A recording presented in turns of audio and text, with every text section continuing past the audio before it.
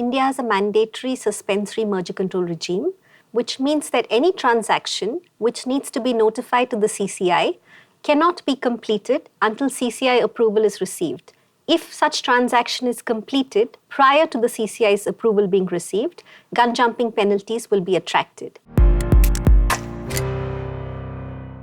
During the course of a Phase 1 merger review, if the CCI is of the opinion that there might be a prima facie competition concern, it will issue a show cause notice to parties and will give them 30 days to come back as to why they should not be taken to a Phase 2 investigation.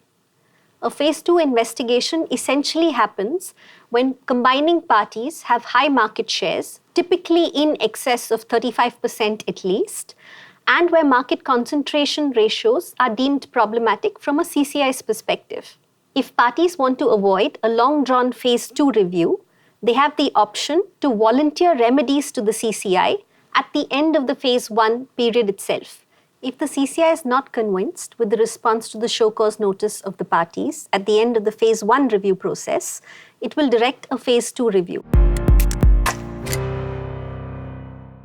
As a first step of the Phase 2 review, parties will need to publish basic details of the proposed transaction in 4 leading newspapers, after which the CCI will receive information and feedback about the proposed transaction from any interested third party.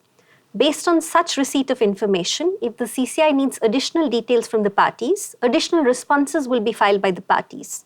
At the end of this period, the CCI has 3 options.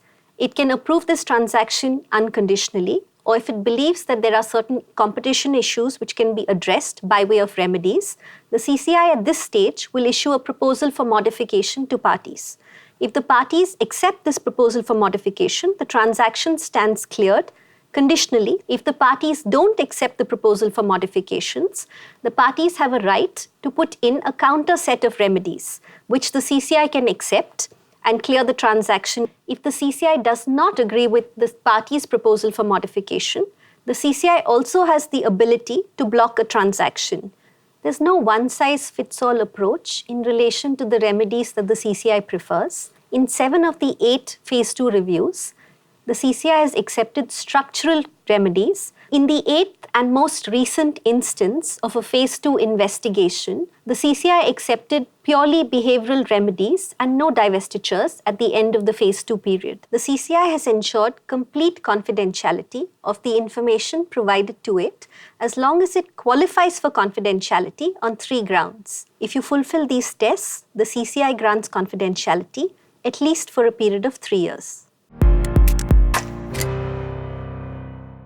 The CCI has laid to rest all industry concerns in relation to merger control approvals causing delays to M&A timelines by expeditiously clearing most mergers. Having said that, in transactions which involve high market shares and could be potentially problematic from a CCI perspective, it's very important for merging parties at the drawing board stage to factor in potential timelines as well as potential remedies to try and ensure that the process will be expeditious.